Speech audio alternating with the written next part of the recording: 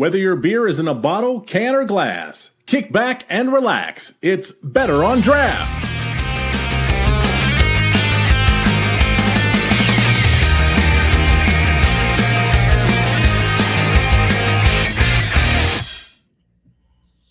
Hello and welcome to Better on Draft, episode 386. We are doing a news episode today. With me is Wendy. Hey, Wendy, how are you? I'm fantastic.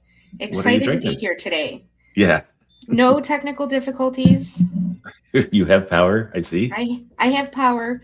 Not great power because I am in a hotel, but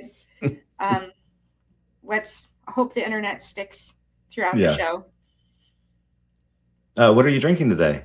I got the chance to stop in at Burnham Brewing today, and I picked up their Red Zeppelin because, quite honestly, it's one of the best red ales that I've tried. It's so delicious. I absolutely love that beer and pick up 4-packs of it regularly. Yes. For myself, I have Boudica's Revenge, a Scottish ale from the Guardian out of Muncie, Indiana. There is or was a Guardian Brewing up in Michigan, I think, right? Yes. And she actually moved to Indiana, and they will be opening a brewery, but it will be under a different name. Okay. And that's, I think, in Bloomington is where it's coming. I think, if I recall correctly. Yeah. I'll have to reach out to Kim because I haven't seen anything on that in a while. And that's a short trip for me, so I will have to get down there and check things out. She does good work. Anyway, this Boudica's Revenge Scottish Ale is a Scottish ale. Just not surprising. And you may remember that we had a guest on from Muncie a short while ago, and it sounds like a wonderful beer town. So we need to get up there. I know, right? It was Elm Street Brewing. I do not remember the episode number. I do know it had a lot of technical difficulties. I realized as I was driving through Michigan City today, there's a lot of breweries over there. I'm going to have to take some extra time the next time I'm on a trip to Illinois. I feel like every time I go to Illinois, though, I'm going really far away. So I'm just in a hurry to get there. So we only make like 1 or 2 stops. Yeah, it's hard to, especially when you know you have a lot of driving ahead of you, to stop at breweries along the way. Yeah. But maybe on the way home, I don't know. I think that area is called the Region, or that might be more specifically like not Muncie. Might be more specifically Munster and Gary and those cities. Okay. I don't know. I'm not a native. Yeah, well, there were 2 breweries on the Michigan side of the border, and then you crossed into Indiana, and there was Burnham, and then there was like signs for like 2 more breweries, and then we saw another brewery. I'm like, what is going on here? Like they just popped up everywhere since the last time I was here. I don't know if you've been to Bare Hands. That one has not popped up recently, but it is also along the border. Okay. It's a little east of there, so it's probably slightly out of your way to cross over earlier, but it's a little east of that section. Anything can be in your way if you try hard enough. Their flagship beer is a Thai PA. It's got Thai flavors and an IPA, and it is really, really good. You're speaking my language? Yeah, it's pretty good stuff. Anyway, today we are doing a news segment, and I've got a few, I'm going to call them quick hit articles or things to bring up and see if you got any thoughts on them. I was reading that there are 2 new laws or law-like things coming up. The first is that Tennessee has passed a bill that gives an excise tax credit to brewers who donate spent grains to farms. Yeah, we talked to plenty of brewers who do that. So that should be nice for things that they're already doing, and maybe a couple will do more. So they'll get it as long as they donate it, not right, not sell it. That was the wording. I didn't read the bill, of course. But I think that, well, so that was in Tennessee. There's some good breweries down there. Actually, I've got a friend who has taken his son on a college visit to Eastern Tennessee at the moment. And he sent me pictures of the flights of beer that he and his wife are enjoying after walking around the campus all day.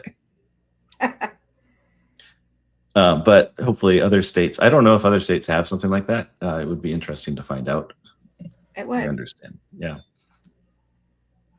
And the other one that I had is that, so this one is not passed yet, but it moved out of committee and is going through, the pipe. In Colorado, it would be that breweries could share space with wineries and distilleries without having to mess with license. And I know we talked to Berkeley Alley about that. That would be nice. Yeah. Definitely helpful. Indiana, I'm not really sure what our rules are as far as licensure and how long it takes or any of that. It's an interesting question. Like that's one of those sides of the business that is important, but not necessarily consumer facing, except that I haven't seen them for a while, but you see those public notice signs up in front of the facility, that there's going to be a hearing about whether they should be able to serve alcohol there or what have you. I don't know if those. I haven't seen those in a little while, but That's it would be interesting. I think we need to reach out to the Brewers Guild and have some people come on to see, to talk to them about what type of legislation they're looking to improve. Maybe we could get somebody from each of our states to come on and talk about it. Yeah, that would be very interesting.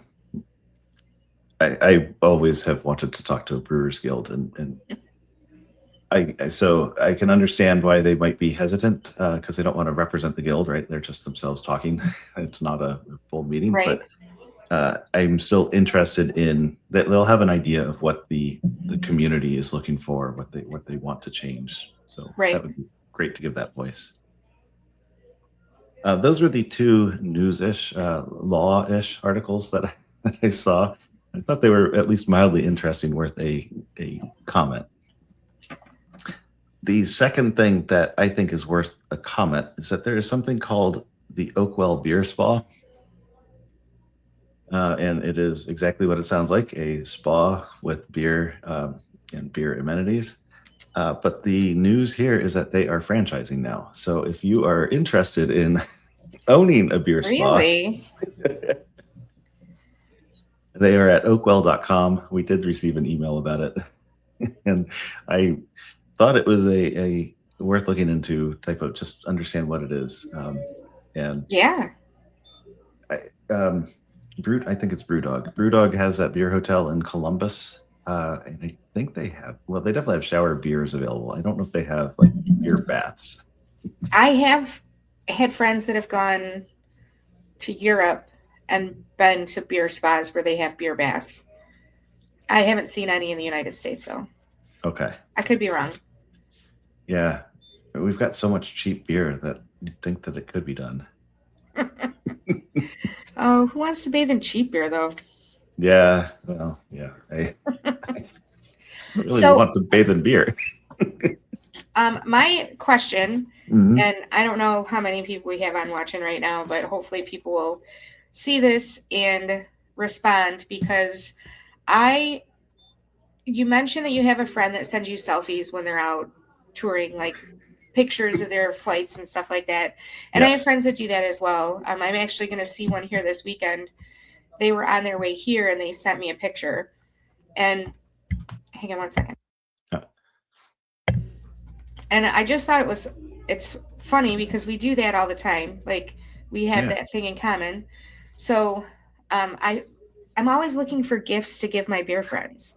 Mm-hmm. Like what do you give your friends that are just like, hey, this is really cool. Like, there's sometimes there's like beer jewelry that you can give out, but I don't know any guys that are going to wear hop danglies. Well, that's not true. I guess I do. Yeah. But it's like the same old thing when you look for beer gifts online. So I'm just wondering where people are finding their beer gifts. And I wanted to point out this one that I found on Etsy. It is a crocheted. It's a crocheted like buddy. Uh-huh. I call him an emotional support beer. But he's just a little. Can you see it? Yeah. A little crocheted mug of beer with a sign that says, "Don't worry, beer happy." Beer happy. Yeah. So it's just. I just wondered, like, what are you giving your friends? Do you find stuff like that and give it to your friends? I like to give my friends consumables, so that way That makes we sense. all collect stuff. Right. I've got a shelf full of beer glasses that I rescued from the basement recently because I have some empty shelves, so I could put them on display. But nobody sees them. But I feel better about them. Right. I don't need more beer glasses unless I start breaking some all of a sudden. I'm in the same boat, my friend. Same boat. Yeah. I have boxes that when I moved in with my grandma to take care of her, I don't have anywhere to put them. So I've got 2 boxes full of beer glasses that as I break them, I'm just putting them out. Yeah, it's a shame because I love them. I'm excited about some of them. Like I've got some from New Glarus through the years, various anniversaries that they've had. I've got some, like almost all of them have a story behind them, or were given to me by a friend who was on a cool beer trip. So I'm just curious. I mean, I found like some things, beer jelly beans 1 year. You can find those, things like that. I just wonder, like, what kind of tchotchke stuff do you put in presents with for your beer friends? Yeah, well, I tend to give them beer, but there's also hop candy. They're like Jolly Ranchers Oh, in yeah. style, but they've got the hop flavors in them. Hmm. Those are fun and they're something that go away. Right. Sometimes there's just really nice shirts, and I will get them shirts, even though that is another thing I have piles of that don't need to keep adding to. I don't even want to talk about it. And one of my big soapboxes is the fact that for some reason breweries want to make shirts for little girls instead of the women who drink their beer. So I have a whole box of shirts that I have been gifted or I have purchased from breweries that are supposedly like an XL or a 2XL, and they really fit a toddler. Yeah. So Right. eventually one day I'm going to make a quilt of those t-shirts. I think that's a wonderful idea too, is just making a quilt out of them. I mean, because I spent good money on those shirts. Why I should be allowed to show them off too. Yep. You can make it a wall hanging quilt and then decorate up the place, and you get to see them on display. The other thing that I do, I knit, and I knit dishcloths very specifically because they are simple and I can do them without thinking. I knit at bars fairly regularly, and so I will give those as gifts too, but they're less, they're not so much a beer thing, but they tend to go to beer buddies and of course myself, because they're wonderful for washing dishes. Right. So yeah, I am interested as well. If anybody's got like go-to gift for friends that are outside the glasses, the shirts. I do like coasters too, and they're usually free. And stickers also, well, they're about 50-50 whether they'll be free or not, depending on the brewery. Yeah. I have a box full of coasters. For a few years, I lived with a friend, and that's all we used as coasters. Mm-hmm. And the house was coasters that I've picked up from breweries here and there. Yeah. And everywhere. I keep saying I'm going to put them into a binder, and so that way I'd have them for display. I've been saying that a long time. I also have a box of stickers that I've been saying I'm going to put on magnets so that I can put it on the beer fridge. Yeah. Because I don't want to put all of these great stickers for places that are no longer exist on the beer fridge and then have the beer fridge die. Yes, and then I lose those stickers. So it is sad when that happens. It's sad for one thing when the places no longer exist, especially if they were great. Mhm. And then it's sad when the last memento of it goes out the window. I talk about Mind Over Mash, the brewery that was near me that closed, and I have a couple of their shirts, a bunch of stickers. I used to take their stickers on trips with me, and so there are stickers plastered in Thailand. I've got stickers in quite a few places in Thailand, in Dublin. If anyone's going to Dublin, I could point you to the bar where I've got the stickers put up in Dublin. But yeah, and I would send them pictures of that and say, hey, you're here now. But I have run out of those stickers. I just don't have any more. It's kind of sad. Yes, I agree with that sadness. So, hey, another thing that just happened here is Yeah, Oberon Day. that's right. I never even think about it down here. No, because you can get Oberon whenever you want. Yes. But here in Michigan, it is a rite of spring. So I'm super excited that we had Oberon Day and then it snowed 2 days later. Right. But warmer weather is coming. We know that. It's right around the corner once we hit Oberon Day. I was just wondering if there's anything in Indiana like that that is like a seasonal release that reminds you something is about to happen. Yeah, and I'm really don't have my finger on the pulse of releases anymore. One of them would be Traders Brewing. We had Bart on a couple of years ago. They have their birthday right around now, and so that is a reminder of spring. They have the chili cook-off last month. Spring is coming, and then they do have their birthday release. This year, I can't remember. It was a maple coffee stout, but want to say 6.5% stout. So it's got the flavors, and you can drink a few of them, and it was really good. So, and also a shout out to Ashley. She brewed her first full batch there. She's been an assistant brewer for a little while. She brewed her first full batch. It was a Vienna Waits is the name of it, and it was a Vienna lager style. It was really good. I've had several of them now. That's exciting. Yeah. But, yeah, as far as my passages of spring, that's probably the closest I got is Traders. And as I recall, when we had Bart on, it was probably in January, and I brought up the birthday. He realized he hadn't planned anything for it yet. That happens sometimes. Yeah. I'm pretty sure that I was in a hotel for that interview as well. Yeah, you might have been. I'm pretty sure. This weekend is the particular meeting that I'm at is like my kickoff for vacation season.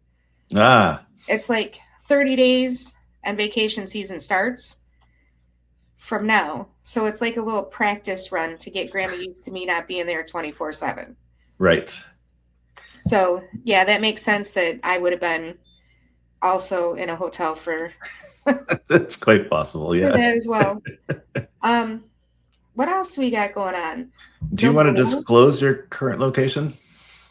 I'm sorry, what? Do you want to disclose your current location? Oh, I'm in Springfield, Illinois. Oh. Yes, the place where the Simpsons are. I am Wow. going to the Abraham Lincoln Library Okay. and Museum, and I'm definitely going to hit a couple of breweries while I'm here. I've got a list to go to, so we'll see how many we can hit in the day and a half that I'm here. Yeah. Before I have to head the 9-hour drive home. It's not really 9 hours, but it felt like it today. Yeah, that's a lot of plane driving too. There's just really not much to see. No, sir. I've only been to Springfield on my way to St. Louis. I have not stayed. I did not drive to St. Louis when I went, so I drove home. Okay, that's still a long drive. At that point, I was sleeping in the back of the car, so. Yeah. Goodness. Well, in your current neck of the woods, I do have a bit of a piece of news. Half Acre and Maplewood are merging. Interesting. Yeah. There's not much news on it yet, so we don't really know what it's going to look like. The Half Acre CEO will be in charge of the merged group, but they are very much considering it a union of the two. I don't remember the numbers. I think that one of them has a tap room and is building out another one, and I think the other one has 2 tap rooms already. But there were no closures announced, no layoffs announced, nothing like that. It didn't look like there was going to be anything like that. It sounds like they're just combining resources. That's awesome. We just saw another one like that happen too. I think we're going to see a lot more of those. I think so. In the future. I think that's how a lot of breweries are going to make it through this little slump that we're going to have. I don't believe it's going to stay slumped, though. I I really don't don't. think so either. I think something is going to break. It's just going to come open again. The industry will change again, for sure. I think that it will definitely going to go back to the smaller breweries, community focused, that we were originally seeing in the craft boom. And then Yeah. it'll build back up again. Everything recycles. So not recycles, it repeats itself. History repeats itself. History So repeats I'm itself. sure that it will do the same thing, hopefully with new lessons. Yeah. And we won't be doing the same thing over and over again. Yeah, that would be great, but there's a reason history repeats itself. Yep, that's true. Because people don't pay enough attention to it. That's right. We need some really good history teachers out there. Yeah. Yeah. But I was mildly excited about that. I do like both Half Acre and Maple Woods, and they're both Chicago breweries, so it's going to be interesting.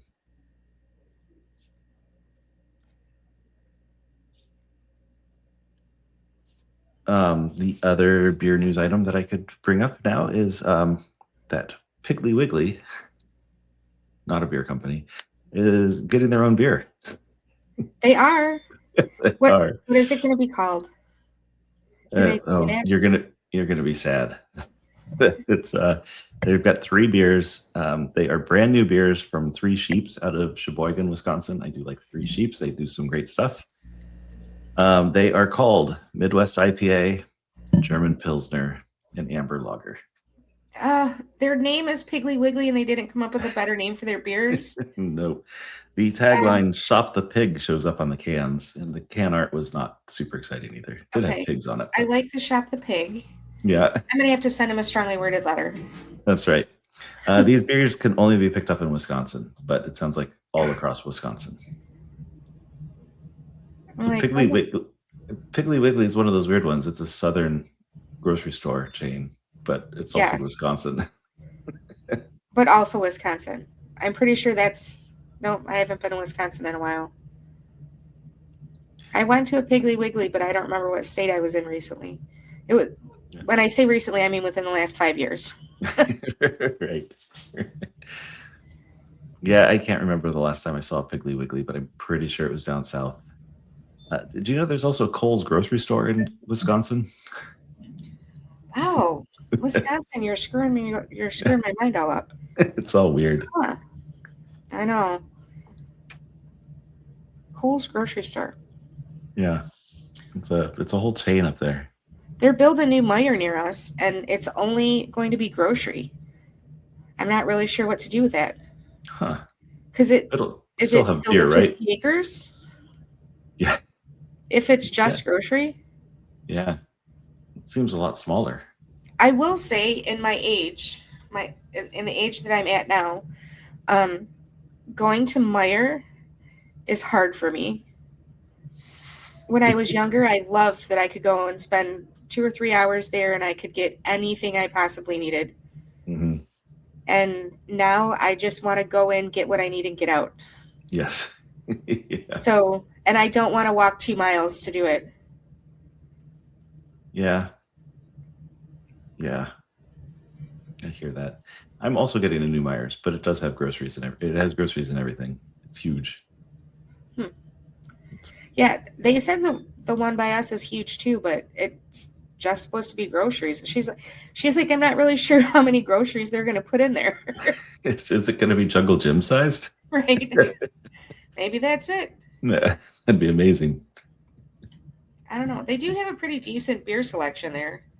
You can get some pretty nice stuff every now and then.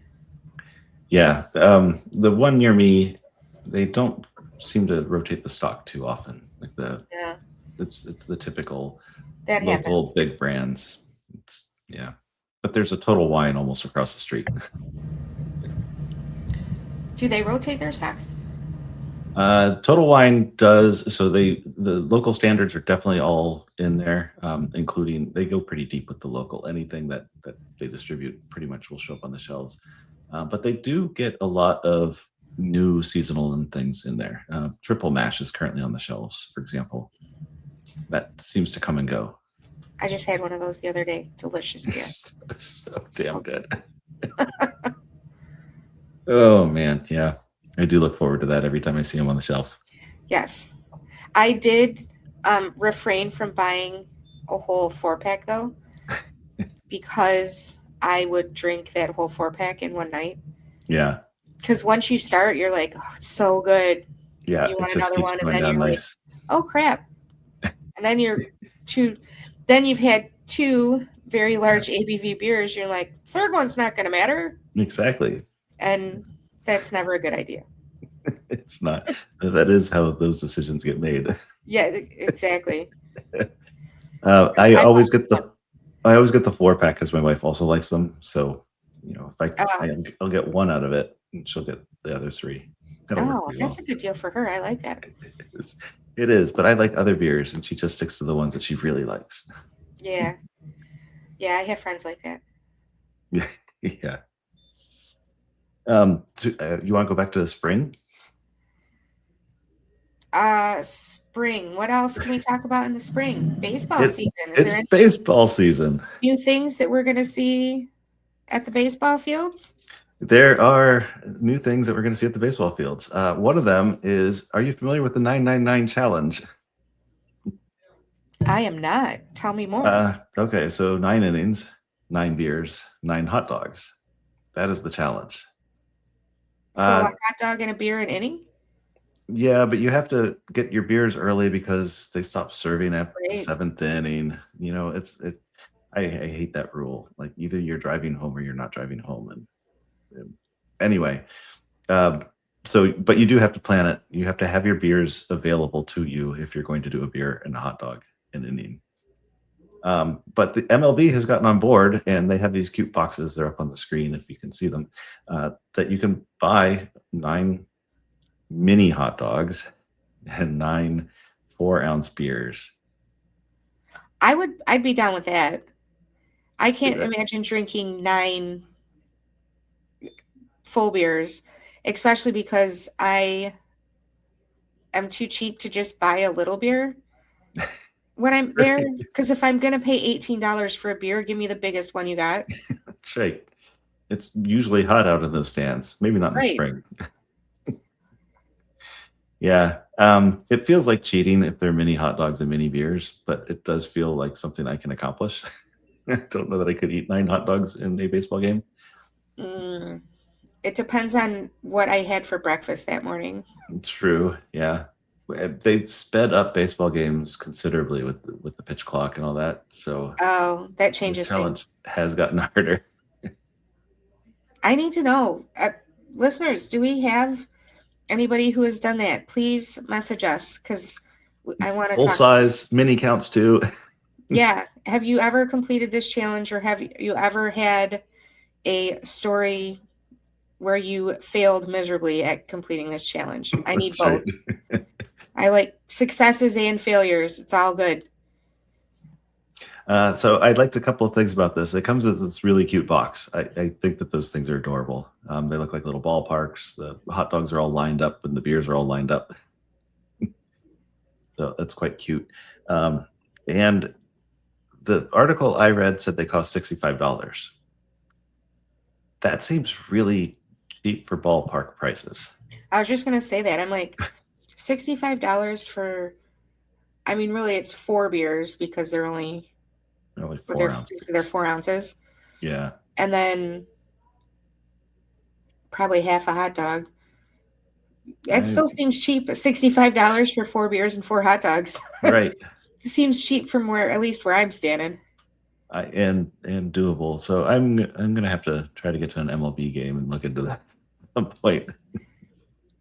So I saw a news show last night, and this is not beer related. This is food related. Okay. Because as you know, I'm also kind of a foodie, and Comerica Park has introduced like a whole bunch of new, like you can get like a short rib sandwich and like all this like fancy gourmet food. And I'm just interested what people think about that. Like, When you go to the ballpark, are you wanting a short rib sandwich or are you wanting a hot dog? Yeah, I've been trained for so long by my parents to not get any food at the at the ballpark. Oh no, I have to have a hot dog. It's yeah, no, we spend no money when we get there. That's how I Hot was dog, trained.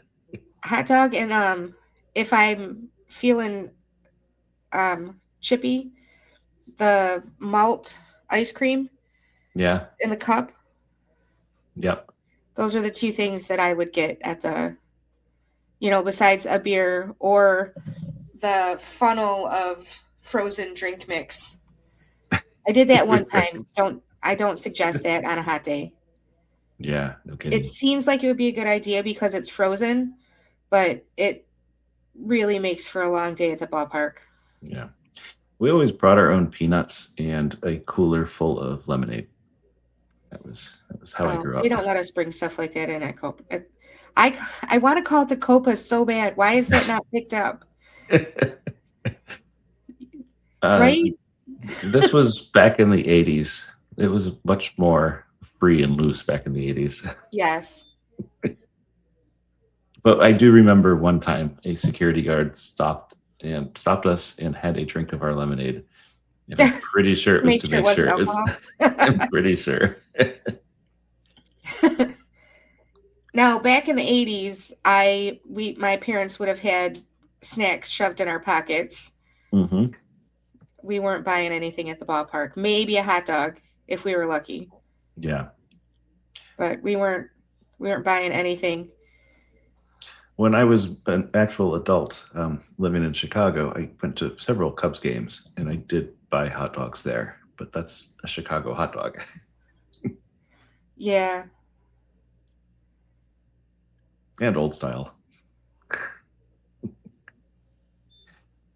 Yeah, nothing is as good as a ballpark hot dog though. There is something about it. Absolutely. It doesn't even matter what kind of hot dog it is that you get. It just tastes different. Yeah. Maybe it's because the guy threw it at you from down the row.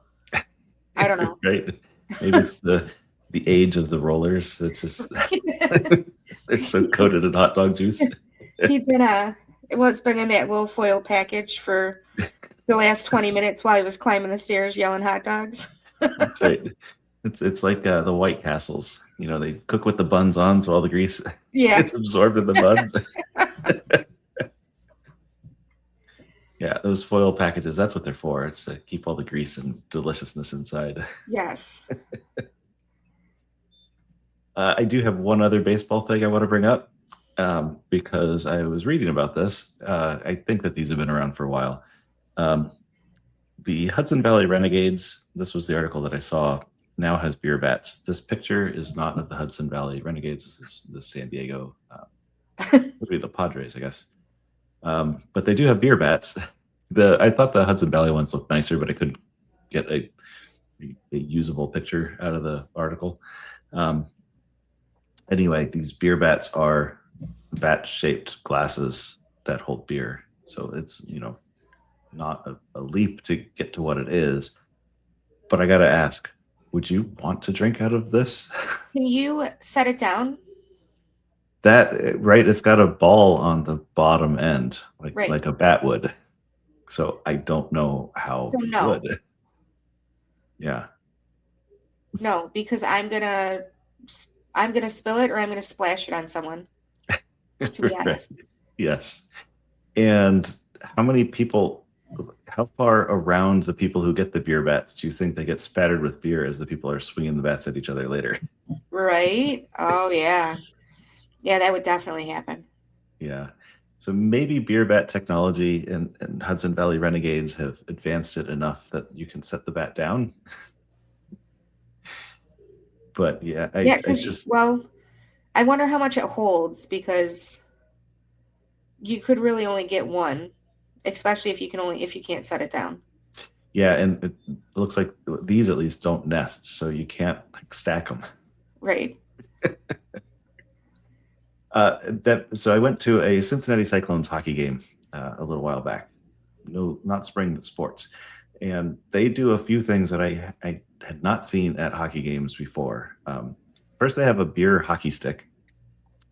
I think I've seen that before, and it's the same idea as the beer bat, of course, full of cheap beer. I think it fit 3 cans, if I remember right. But the other thing, so we're sitting down in our seats and they're going through the pregame stuff, like here are the rules for the stands. And they say after the second intermission, any can towers along the glass will be knocked down. Are you familiar with building can towers along the glass at a hockey game? No, I didn't think that would be allowed. Apparently it is allowed there.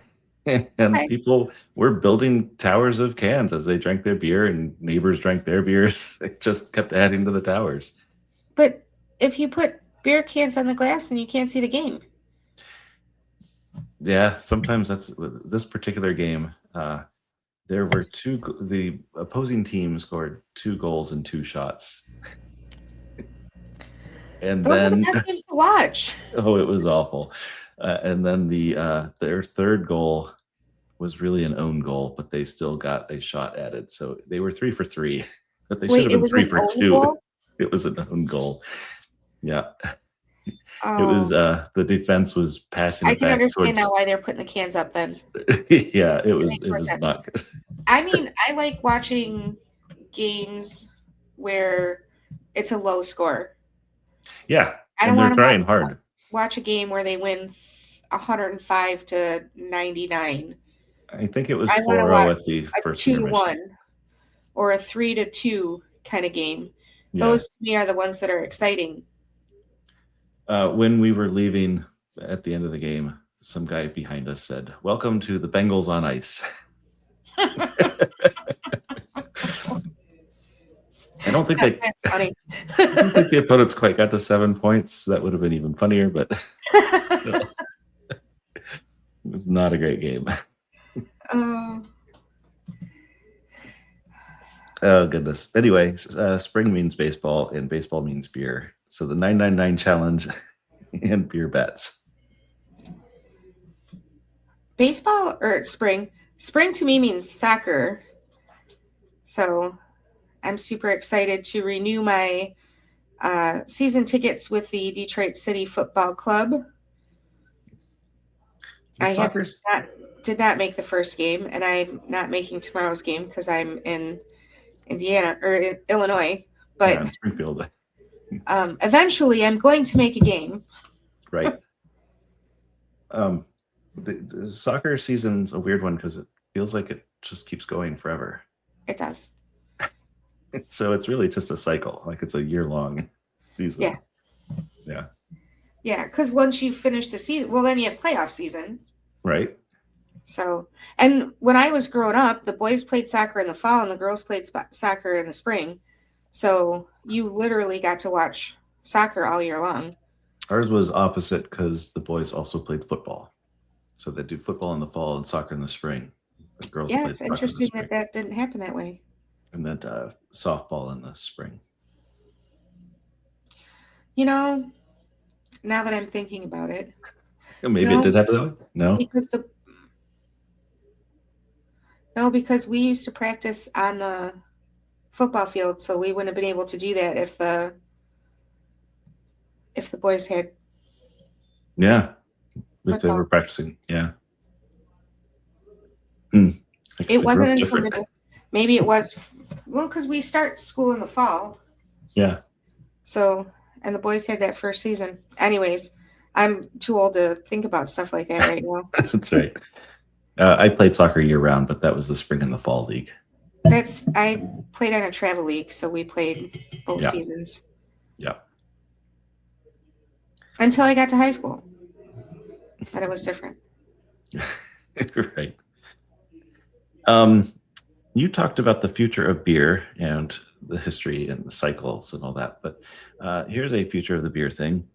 George Clooney is starting something called Crazy Mountain, and it is a new non-alcoholic beer. That's the trend. It's the trend. The only beerish stuff I got out of the article, because it was all about George Clooney, and of course he has business partners who are actually doing the work. Like he already did, was it tequila? I think vodka. He has some liquor. Yeah, out I'm there not. already. He must maybe vodka, Yeah. tequila. I've not. Well, I don't know. Yeah, I can't remember. I did not find that part of the article interesting. But then the rest of it was about, George Clooney being a celebrity and doing things. Oh yeah. But the only actual beer-ish news I got out of it is that they are brewing this one to avoid producing alcohol. They are not using the method that removes the alcohol after it's brewed. So, That's interesting. yeah. So one thing I took away from this is that there are two ways that you make non-alcoholic beer. Is it actually beer though? If it's made that way, I don't yeah, know. It's a good I don't question. know. I do know it'll be a beverage on Untapped. Probably. I hear Tom Holland's line is doing really well. Oh yeah. Yeah, I've read a couple articles on it, and somebody else just brought it up, and some other thing that we were talking. It was another. Where was it? Maybe it was.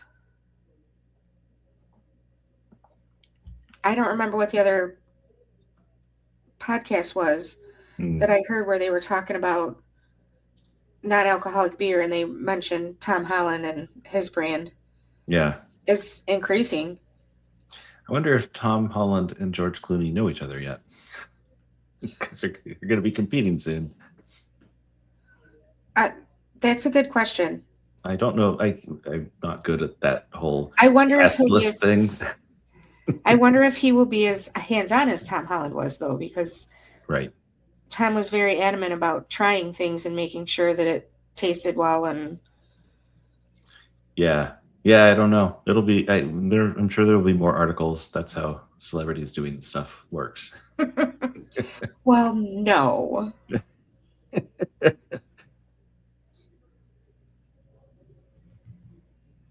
I had a thought. Oh, the other sort of NA beer trend thing is seltzers, and one of the law stuff I found when I was doing the research is that TTB made some suggestions for changes. I didn't see that it ever went forward. I know the Brewers Association was against a lot of them, but the way the stuff was worded. Okay, so first of all, ABV is not an officially recognized term for beer producers. It has to be alcohol by volume or ALC/VOL. So the TTB does not recognize ABV as a designation. And this proposal did not change that, even though it is quite an accepted term in the industry. So that was one thing. The second thing was that the way they've worded it or have their beverage producers categorized, seltzers would not be affected by any of the changes that were suggested. And these changes were mostly around requiring ABV to be on the label, and attached to that in the part the Brewers Association doesn't like is it has to be within a certain tolerance of the percent, which gets expensive for a small brewery. That means you have to test every batch that's going into the cans and just know. So that's why the Brewers Association is against it. It makes sense. If the tolerance is large enough, then maybe it's easier, but still or less risky. But anyway, the seltzer industry would not have been affected by these changes.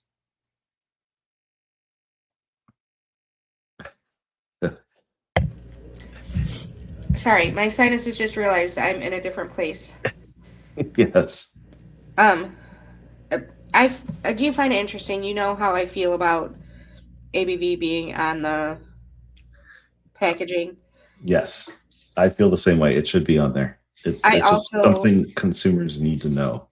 understand the being within a certain degree of tolerance being so difficult for smaller brewers. Yes, and if you're opening yourself up to a liability by putting it on there, I can understand why you wouldn't. But it would be very useful. So if it's on there as ABV, since that's not a recognized term, then maybe they could put whatever number they wanted on there and get as close as they need to get. True story. Yeah. I have one more article, and I pulled this one specifically to talk to you about it because I thought you'd be interested in it. I'm so glad that you did the research today for articles, and I'm just like, oh, let's talk about this. It happens every now and then, folks. Yeah, well, you did have a long day of driving. Almanac, out in California, their Alameda brewery is now carbonating using CO2 from the air. Nice. Yeah, so there's a company based out of Berkeley called Air Capture, and you can get a machine installed at your site, and it captures CO2 right from the air around you.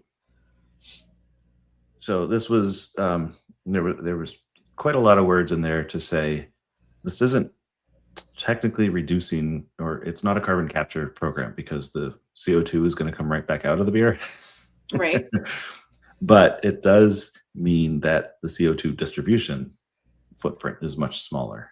So Right. if you're capturing your own, Almanac was going to start only one of their beers. I wish I had written down the name of it. It was something like Free Flow. Is going to be using this at first, but they hope to increase it to the other ones. They're estimating even at that, they're going to save 15% on CO2 costs. Nice. Yeah. So apparently Air Capture owns the machine, and Almanac just pays for the CO2 that comes out of it. So that's pretty exciting for them. And part of Almanac's story here is that they had to shut down for 2 days in 2025 because they couldn't get CO2 delivered. And so they created a machine? So Air Capture, which also starts with an A, Alameda also starts with an A. Okay. Air Capture created a machine. And I remember that the CO2 shortages from a while back. It wasn't even that long ago. And I remember some taps just were not working at bars because they didn't have any CO2. Right. So, I feel like there are other breweries that do that, but they're much larger production, like Alaskan or Sierra Nevada. And Alaskan, right, they do it because they have to. Right. But yeah, you're absolutely right. And I think that these guys were already capturing some of their CO2, but now they just have another way to do it. That's awesome. I love to hear feel-good stories like that. Yeah, I think that one's pretty neat. Air Capture's next project is with a little company called Anheuser-Busch InBev, if you've heard of them. And it will be in the Canary Islands. Okay. So you can see how that would be a huge benefit in the Canary Islands. Yes. Like getting the CO2 out anywhere. Yes. There have been a number of islands that I have been to where the breweries have told me that they've been waiting for months to get hops or waiting for months to get stuff because it has to come by boat. So. Right. Yeah, so that's thank you, Air Capture, for helping breweries get at least a little more independent in far off places. That could be kind of cool. Right. That was the last of the articles I have. Okay. I don't have any more articles, but I am curious because I've noticed that what I've been drinking lately is a lot different than what I was drinking a few months ago. So I'm curious what your go-tos are right now. I will start by saying this month, March, the drinking project is an ABV project where we started high and have to gradually or reduce down by the end of the month. So high to low ABVs. So I don't have a regular this month because I need to keep drinking lower and lower ABVs. I did start with a D20. I thought that was pretty good. Yeah. I didn't have a Utopias available. That one is 30% and apparently illegal in a lot of states. Yes. I have had it twice now. Nice. Twice now. It is good. Maybe for like my 70th birthday, I'll buy myself a bottle. Yeah. That's one. Well, I've got my 50th coming up. So maybe it would be great fun to share with so many people. Right. Well, yeah, because you're not drinking it all at all on your No. own. No. So yeah, maybe I'll look into something like that. Have to I see. bought myself a cruise for my 50th birthday, so That's pretty good. you know, that's how it goes. Yeah. I have found that I'm I'm ready to go back to IPAs. Hmm. I do still drink a lot of reds. Alt beer I will always pick up. Um, the Detroit area has Mild Madness going on right now through the whole month of March. There are quite a number of breweries that are participating in that. Unfortunately, my this is the first chance I get to get out in March, and I'm going to another state. So I didn't get to participate in Mild Madness at all, but I have heard really good things about the beers that are being put out. It's funny that you say that your IPAs are your go-to right now because my second beer tonight is going to be an Arctic Panzerwolf from Three Floyds, a beer I look forward to every year. I could have sworn it used to come out in December, but it came out just recently. It's a great IPA. Not as good as Mine will be Permanent Funeral, but it's a great IPA. Mine will be a $14 chuck, only because I could not bring home the Pog juice puns because they didn't can it. That was delicious. At Burnham. I did, gotta say it. It was really good. did they put it into juice pouches? No, no, I had it in a flight, so Oh I yeah, should okay. have. Yeah. And juice pouchers are really hard with stuff that's carbonated, though. Yeah. I think it's a novelty that you have to drink there, like a beer bat. Yeah, exactly. Though I do have juice pouches that are really good for mixed drinks and like parties like that, stuff like that Yeah. at parties. Frozen drinks would be perfect in there. You need a straw anyway. Yes. Um, Other than that, I don't know. I've got I'm still drinking the reds and stuff, but I've kind of started picking up more of the IPAs. I will say, I just purchased in the last few months all of the things that I have purchased um, that are special releases have been big stouts or no Those are the, rules. those are the best special releases. So no rules is on sale until I think like April 5th. So if you want to get it, make sure you go and get it now because you will have to wait until next year to get it again. Yeah. So I purchased one 4-pack and one of each of the variants, and I have buyer's remorse because I feel like I should go back and get more Right. because every year I'm like I didn't get enough. Yeah. But at the same time, I'm like, I need to save my money because there's going to be another beer release coming up that I'm going to want to get that. I am very tempted. Taxman's. Oh, It used to be not tax holiday, Death and Taxes. I think it's yeah. still Death and Taxes Day. I really can't remember what they ended up changing the name to. It's a third name, but it is stuck. Anyway, that's coming up in a couple of weeks, and I was sorely tempted to go to that this year. I'm still not, but tempting. I could probably tempt you with some money for a bottle. During COVID was nice because you could just order it online and drive down, and they put it in your trunk, and off you go. Right? I liked that service. I would like that to come back. Yes, that was one of my favorite. I didn't actually make it to that festival, Mhm. but it is a damn good beer because I had friends that did go and they brought it back for me. Whatever its second name was, and I can't remember. It was another. They got a cease and desist because there's another beer that had a similar name, and you'd think they would have figured that out after the Death of Taxes because so that went through too. But when they had to change its name, the local liquor store it works closely with Taxman, and so they had pallets of them marked way down of whatever the beer was. And I think it was Evasion. I think that was its name. Anyway, so whatever it was marked way down. I bought so many cans of it. It was in cans at that time. So many. Well, why wouldn't you? Right. I drank them all within the year too because it was delicious.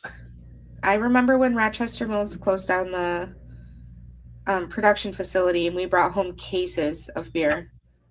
Cases. They were in my garage for a long time. I still have some of them in the garage fridge. Yeah. Yeah. Sometimes you gotta. And I brought home like 4 flats of cans. Yeah. And somebody else stopped and I was like, "Oh, can you pick me up 2 more?"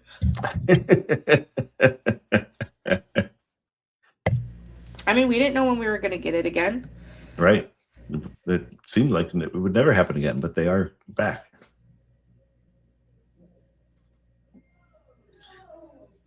So that's all I got today for me. I am curious, do you have any beer trips coming up? I have a work trip coming up to Denver, which is a great beer city. Yes, sir. So I'm taking a couple extra days at the end of my work week, and I'm going to hang out in Denver for a couple of days. Go see our friends at Berkeley Alley, which is now Alley Brews, I think. Alley Beer, Alley Brews, something like that. And whatever else trouble I can get into while I'm there. How about That's you? fantastic. Have you got I beer? have a lot of trips coming up. So I am in 30 days exactly. I am going to get on a cruise that will take me to Cozumel. So I will get to visit our friend Adrian over at Cerveceria Punta Sur. I'm really excited about that. Yep, say hi for me. And then I'm going to try that lionfish pizza if it kills me this time. I'm going to try it and tell you what it's like. Yes. And then the following month, I'm going to be doing a second cruise. But that one's to the Bahamas. So there is in Nassau, there is a female-owned brewery there that I will be heading to, and hopefully we'll be able to get her on the show. And as soon as I come home from there, I'm going to head to San Antonio, Texas for a conference, which means I will be hitting some breweries while I'm there. That is a great beer town too. So those are my next 3 big trips. Good ones. I'm hoping to hit NYC in the meantime, but that's more for Broadway than beer. Yeah, okay. There is good beer. There is good beer in New York City. But yes. There is. I have stopped and got stuff. Yeah, you mostly have to get out of Manhattan. Yeah. But there are a couple of really good beer bars. Yes. Though, that you can go. We had brunch at one that had a beer bar attached to it. Okay. Like whatever restaurant we were at. So they would let me walk over. And once the guy realized that I actually understand beer, he started bringing stuff over to me to sample while I was eating my brunch. That's great. So that was fun. Yeah, nice. It's a good time. Part of the reason I don't have any trips coming up is that I am going to Australia later this year. So that is a big, expensive trip. Yes. So I'm kind of not doing other trips. Sometimes you choose one over many. Yeah. I get that. I am part of that trip will include a side trip to New Zealand to see Greg, who we had on from Brewocracy. I will be visiting with them. I learned that they are 45 minutes or so from Hobbiton. So there's 2 great reasons to be in that part of New Zealand. Right. So anyway, that's what I have coming up as far as travel goes. I'm looking forward to it. Fantastic. As far as the show goes, well, not quite the show, but Ken is putting together March Draftness again in May. He is currently signing up breweries to participate. So if you've got breweries that you want to get nominated to participate, or if you are a brewery who wants to get involved in this, it is a lot of fun. It drives so much social media presence and awareness.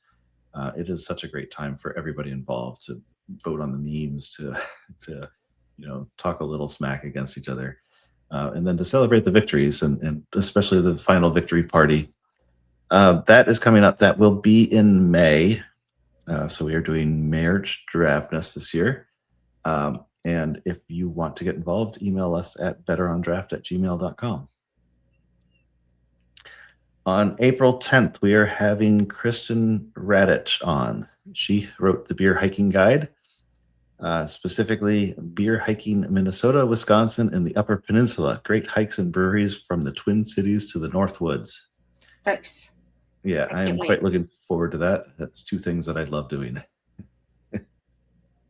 And then May 8th, we have scheduled Nick Lesagor from Exit 12 Homebrew to talk about brew tubers. That was the show that got canceled because Wendy had no power.